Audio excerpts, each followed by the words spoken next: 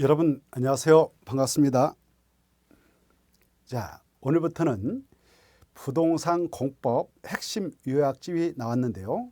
이 요약집을 가지고 시험에 나올 것들을 다시 포인트 잡아서 정리를 할 계획입니다.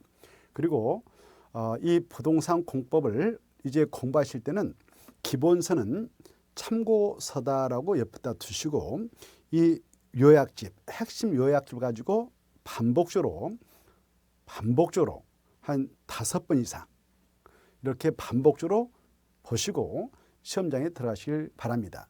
이제는 핵심 요약집만 가지고 해도 되니까 공법은 바로 요약집을 가지고 계속 불어 터질 때까지 반복적으로 보실 것을 권합니다. 자, 그리고 이미 이론서 과정할 때에 자세한 내용을 말씀드렸기 때문에 이제 핵심 요약집을 가지고 할 때는 포인트만 딱딱 짚어서 갈 테니까 이 점을 미루지 마시고 잘 따라오시기 바랍니다. 그러면 한번 펴보시죠. 우리 핵심 요약집 230페이지를 펴보시기 바랍니다. 자, 230페이지. 이 부동산 공법이라고 하는 것은 바로 6개 범위로 구성되어 있죠. 첫째, 국토의 계획 및 이용에 관한 법률, 약자로 국토개법을 하겠습니다. 이 법은 부동산법 40랑 중 바로 12문제가 나오죠. 12문제 나오면 이 법은 공부한 만큼 점수가 나오게끔 출제가 됩니다. 그래서 10문제 이상 마치도록 계획을 세우시고, 그 다음에 바로 도시개발법, 그리고 도시 및 주관경 정비법. 이 법은 사업의 시행 절차를 규율하고 있는 법들이죠. 도시개발사업, 정비사업. 각각 6문제가 출제되죠. 6문제 나오면 반타작 3문제 이렇게 마치도록 계획을 세우십시오. 그 다음에 자, 그 건축법, 주택법이 있죠. 이 건축법은 7문제, 주택법 7문제 출제되죠. 이 중에 주택법은 양이 적습니다. 그래서 전략적으로 이건 5문제 이상 거의 다 맞춰야겠다라고 각오를 다지고 정리를 하시기 바랍니다. 그래서 본시험에서 5개 이상. 이것은 반타작 이렇게. 그리고 농지법이 있지 않아요? 이 농지법도 요약집에 있는 내용을 정리하면 총 2문제가 나오긴 하나 한 문제는 기본적으로 맞히고요. 잘하면 2문제 다 맞출 수 있어요. 그래서 이런 식으로 바로 마치도록 했으면 좋겠어요. 그러면 이렇게 해서 16문제 이렇게 해서 바로 9문제 이렇게 적게 잡고 9문제. 그러면 25개 맞히잖아요. 그러면 자기 역할 62.5가 나오니까 충분히 가볍게 합격을 해나갈 수 있는 것이죠. 자, 그래 전략적으로 이 법들을 이렇게 좀 잘 계획 세우셔서 공부하시기 바랍니다. 그러면 바로 국토의 계획 및 이용에 관한 법률부터 들어가겠는데, 자, 이번 코스에서는 바로 판서는 많이 안 할 거예요. 요약집에다 포인트 잡아서 체크를 해 드릴 테니까 그걸 탁탁 체크하면서 형광펜 이런 걸 준비해 가지고 따라오시기 바랍니다. 자, 그러면 바로 들어가겠습니다. 국토의 계획 및 이용에 관한 법령에 나오는 용어의 정의, 이 파트 22개의 용어의 정의가 있는데 이 용어의 정의는 반드시 출제가 되기 때문에 철저하게 정리해 두셔야 돼요. 자, 1번부터 들어가죠. 광역 도시경 포인트가 광역객관. 광역객관 이 말의 포인트. 광역시 아니다. 광역객관의 장기 발전 방향을 제시하는 게. 2번 도시군계획은 특별시부터 군까지 6개 행정구역을 딱 체크하셔야 되죠. 특광, 특특, 시, 군. 그때 군은 광역시 관할구역 내에 있는 군은 제 받으시고, 그리고 마지막에 도시군 기본계, 도시군 관리로 굽는다. 광역 도식은 포함되지 않는다. 3번 도시 군 기본계획은 특광 특특 시군 역시 6개 행정구에 따라 줄 것이고 특광 특특 시에서 만들면 도시, 군에서 만들면 군 기본계획을 하죠. 자, 그리고 이 계획은 마지막에 그 도시 군관리계획 수립 후 지치면 되는 계획이다. 받으시고 그 다음에 4번 도시 군관리계획. 도시 군관리계획은 특광 특특 시군 줄 것이고 개발, 정비, 보존에 따른 의미 이러한 개발과 정비, 보존을 위하여 수립하는 계 이렇게 받으시고 이 관리계획은 6가지 내용을 결정해서 도시 내 또 군에 있는 토지를 관리하고 있죠. 행정청에서 6가지 용용용 기사지 입 꼭 기하셔야 돼요. 용용용 기사집. 그래서 용도적, 용도지구 지정 변경, 용도구역 지정 변경, 기반시설 설치 및 개량, 도시개발사업, 정비사업, 지구단위 계획구역 지정화 변경, 지구단위계, 입주규제 최소구역 지정화 변경, 입주규제 최소구역 개 이것들은 도시군계획으로 결정한다. 5번 지구단위계. 지구단위계획이란 도시군계획 수립 대상지의 일부에 따라 동함이 전부 하면 틀리고 일부. 마지막에 도시군관리계획. 6번 입지규제 최소구역 계획이란 입지규제 최소구역에서 그다 체크 입지규제 최소구역에서 여러 가지 제한의 내용을 정하고 그 다음에 입지규제 최소구역 관리를 위하여 수립하는 계획이다. 무슨 계획으로 결정하느냐? 도시군관리. 마지막에 도시군관리 체크. 7번 국가계획. 국가계획이란 바로 중앙행정기관 줄 것이고 지자체가 아니다. 중앙행정기관 그리고 국가에다 체크. 그리고 국가의 정책 목적을 이루기 위하여 수립하는 계획 중 마지막이 중요해요. 도시군 기본계획 마지막에 내용상이 포함된 도시군가로 결정해야 할 사항이 포함했다 체크. 최해 그러면 틀리겠다. 그 다음에 8번 성장관리계획이 이번에 생겼습니다. 특히 중요하죠. 꼭 중요하니까 정리해 두셔야 돼요. 성장관리계획은 성장관리계획 구역에서만 만든다. 성장관리계획 구역 그다 체크. 성장관리계획 구역에서의 난개발 방지 계획적인 개발을 유도하기 위해서 수립하는 계획이다. 그때 마지막에 도시군관리계획을 말한다. 그럼 틀리겠어. 이 도시군관리가 아닙니다. 이것은. 그 다음에 9번 용도지역, 10번 용도지구, 11번 용도구역 3개를 묶어 쳐가지고 이 3가지는 토지용을 규제하는 거죠. 그래서 토지용 규제 이렇게 써놓으시고 토지용을 규제하기 위해서 용도지역에다 1차, 용도지구에다 2차 이렇게 쓰시고 용도구에다 3차. 그래서 이것은 군조지로 말하면 1스타, 2스타, 스타 된다. 그래서 용도지역, 용도지구, 용도구역 이걸 중첩에서 지정을 할 수가 있는데 중첩 지정되어 있다면 용도구역까지 3가지가 다 중첩 지정되어 있다면 용도구역은 용도지역 및 용도지구의 여러 가지 제한을 강화 적용, 완화 적용을 할 수 있고 마지막에 도시군가로 결정한다 받으시고 만약 용도구역이 없고 용도지역하고 용도지구만 중첩 지정되어 있다면 용도지구란 용도지역의 제한을 강화 거기다 체크 또는 완화 적용해서 용도지구 기능을 증진해 나가고자 마지막으로 도시군가로 결정한다 체크. 용도지역, 용도지역에서 포인트 바로 서로 중복되지 않게 도시군가로 결정한다 받으시고 그 다음에 12번 기반시설. 기반시설이라 하면 바로 엄청 많죠. 그래서 이 1번부터 7번에 이르기까지 이것을 다 기반시설 한다 이렇게 받으시고 이런 기반시설은 7가지로 크게 분류를 해서 다시 규정을 하고 있는 바 교통시설, 그 다음에 공간시설, 그 다음에 유통공업시설, 공공문화체육시설, 그 다음에 그 방제시설, 보건위생시설, 환경기초시설 이렇게 있는데 이것들을 쫙 체크하는 것이 출제가 된다. 그 중에 특히 이 바로 환경기초시설 5개는 철저히 암기, 바로 폐차장, 폐기물 처리 및 재활용시설, 그 다음에 수질오염 방지시설, 하수도, 하수도는 환경기초시설, 하천은 방지시설 이걸 주의하시고 그 다음에 바로 빗물 저장 및 이용시설. 자, 그래 이런 폐차장, 폐기물 처리 및 재활용시설, 하수도, 그 다음에 수질오염 방지시설, 빗물 저장 및 이용시설은 환경기초시설.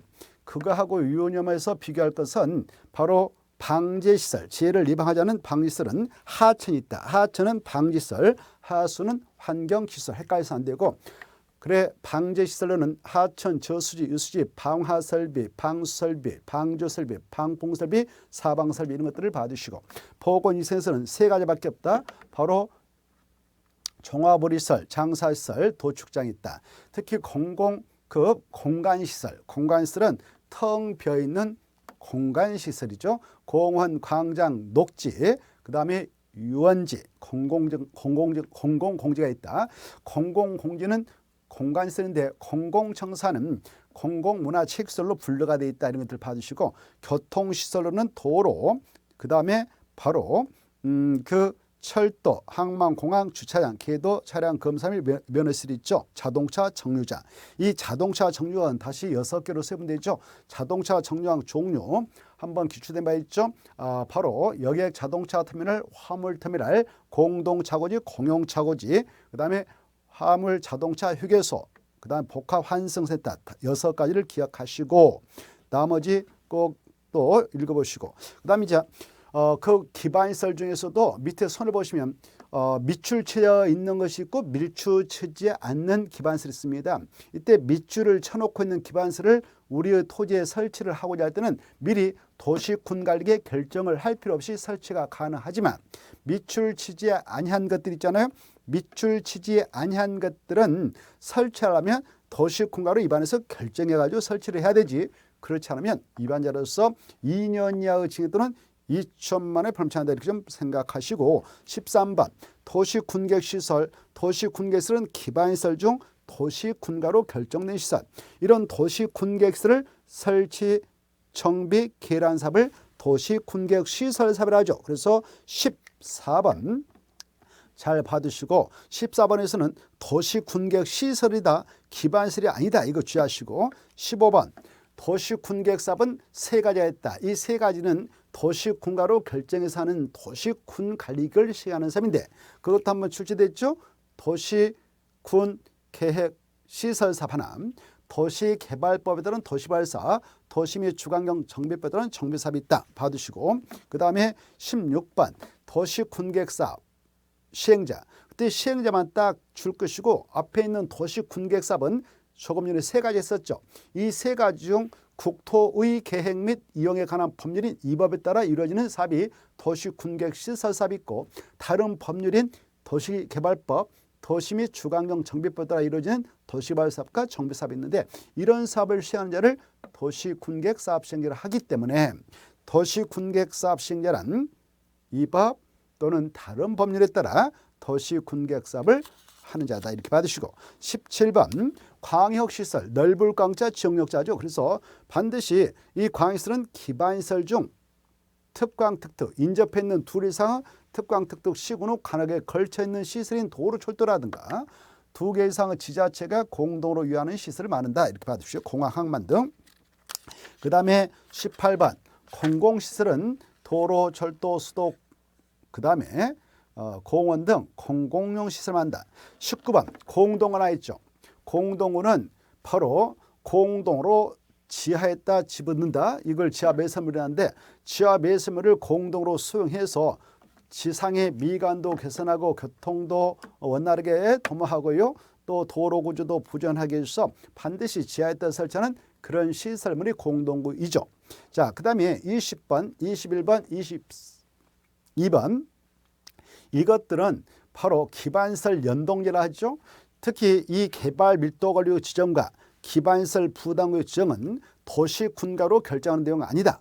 주의하시고, 그리고 이 두 가지는 용도구역이 아니라 기반시설 연동제다. 이거 기본적으로 아시고, 이 두 가지 구역은 같은 지역의 중복, 중첩에서 지정될 수 없다. 중복, 중첩에서 지정할 수 없다고 하시고, 자, 그러면 개발 밀도 관리 무엇이냐?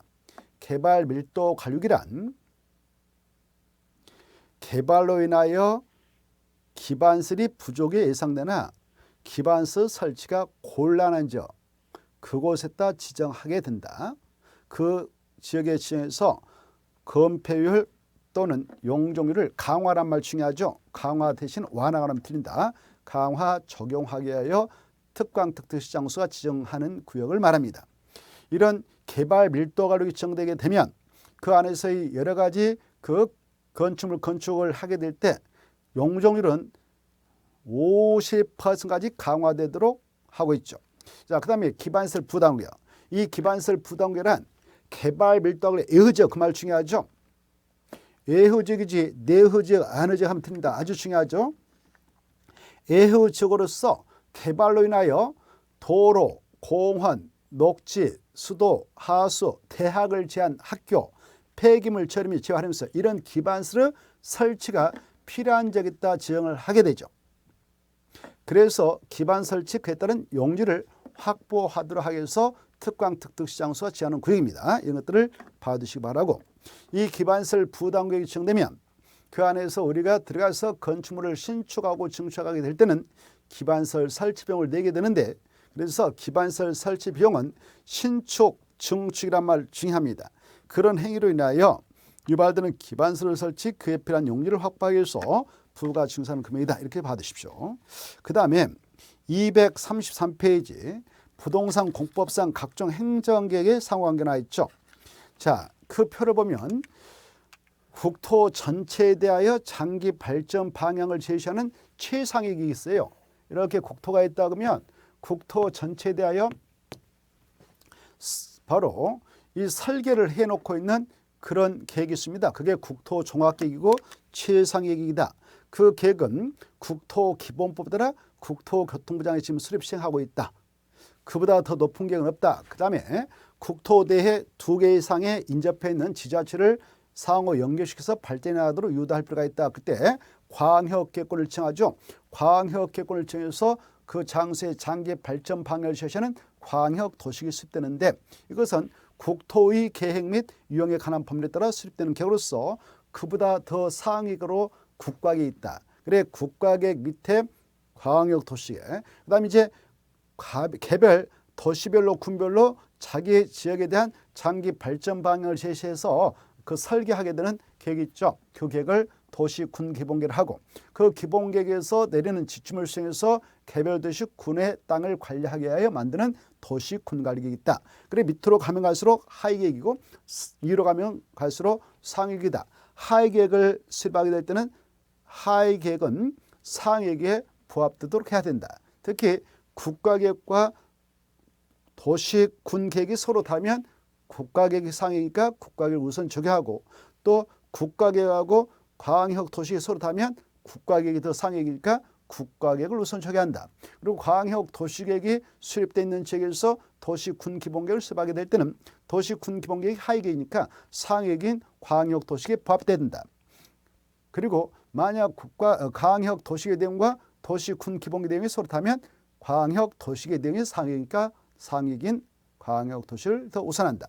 그 다음에 이제 도시군관리계획은 하위계획이니까 광역도시계획, 도시군기본계획이 수립되어 있는 상태에서 도시군관리계획을 수립하게 될 때, 입안하게 될 때는 상위계획에 부합되도록 해야 된다. 다만 이 도시군관리계획은 바로 한번 입안하고 결정 고시하게 되면 일단은 지용되면 고시한 날 효율이 발생하죠. 그리고 구속력 있는 계획이죠. 그래서 이 구속력 있는 도시군관리계획의 경우는 바로 상위계획인 도시군기본계획에 부합해야 하는 것이 원칙이지만, 설령 상위계획인 도시군기본계획에 부합하지 아니하게 입안 결정 고시됐다 하더라도 법에서 정한 절차상 중대하고 명백한 하자가 없이 입안 결정 고시되었다면 일단은 그대로 유효하게 효력이 발생되어진다는 것이 대법원 판례 입장이다. 이런 것들을 좀 새겨두십시오.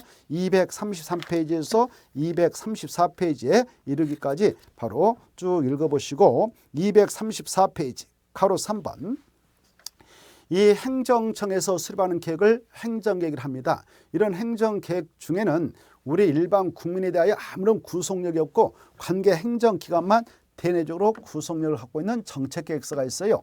이런 정책계획서는 바로 우리에게 아무런 구속력이 없고 처분성, 효력이 없기 때문에 비구속적 행정계획을 합니다. 이런 비구속적 행정계획은 수립 시행될 때 우리의 사익을 침해하지 않고, 그렇기 때문에 우리는 그 계획의 무효와 취소를 구할 수 있는 행정심판, 행정소송을 제기할 수 없어서 행정쟁송을 제기할 수 없다라는 것. 그런데 우리에게 고스란히 구속력, 효력, 처분성을 가져서 우리의 사익을 부당하게 또 위법하게 침해할 가능성이 있는 그런 계획들이 있어요. 그런 것들을 구속적 행정계획이라 하죠. 구속적 행정계획에 의하여 우리의 사익이 부당하게 침해되었다면 침해된 사익을 사후적으로 구제받기 위해서 행정쟁송인 행정심판을 제기할 수 있는 것이고요. 그리고 그 구속적 계획에 우리 사익을 침해하게 됐을 때 그것이 위법하게 결정 고시되어서 우리의 사익을 침해하게 됐다면 그 계획에 무효화를 구해서 침해된 사익을 구제받고자 행정소송을 제기할 수 있다는 것.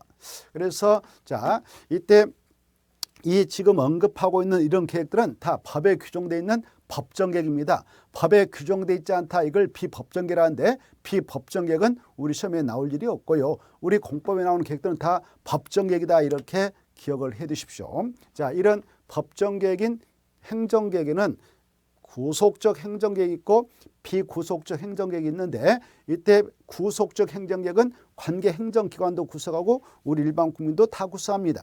양면적 구속력을 갖고 있어요. 자, 그런데 비구속적 행정계획은 관계 행정기관만 대내적으로 일면적 구속력을 갖고 우리 일반 국민에 대하여 대외적으로 또 양면적 구속력을 갖고 있잖아요.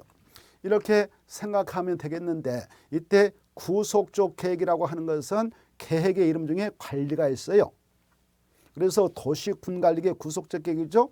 도시 및 주관경정법상 관리처분계획 있죠. 관리가 나와 있죠. 이런 것들은 구속적 계획이 됩니다. 이때 도시군관리계획 결정 내용이 6가지 있었잖아요. 용도죠. 용도지구 지정화 변경에 관한 게 있고 그 다음에 개발 제한구역 시가와 조정구 수산장 보격 도시장 공구역의 지정화 변환 계획 있고 그 다음에 기반시설 설치 정비 계량에 관한 도시개발 사업계획 정비사변환 계획 이런 것들이 다 구속적 계획이에요. 그 다음에 바로 지구단위 계획구역 지정화 변환 계획과 지구단위 계획, 입주기재 최소구역 지정화 변환 계획과 입주기재 최소구역 계획 있죠. 이것은 도시군가로 결정나니까 구속적 계획이다 이렇게 생각하면 돼요. 자, 그런데 비구속적 계획은 정책계획서로서 바로 계획의 이름에 종합이 있어요. 종합. 국토종합계획 또 광역 도시계획을 때 광역 그리고 기본 이런 말을 하면 다 정책계획서예요. 그래서 도시군 기본계획, 도시점 주관경 정비 기본계획, 도시점 주관경 정비 기본방침 그리고 리모델링 기본계획 이런 것도 다 비구속적 계획이다 이렇게 좀 생각해 두시기 바랍니다. 자, 그 다음에 2번 광역계획권과 광역도시군 잠시 휴식을 취하고 또 살펴보도록 하죠. 이 시간에는 여기서 마치고 잠시 휴식을 취하겠습니다. 자, 쉬었다 합시다.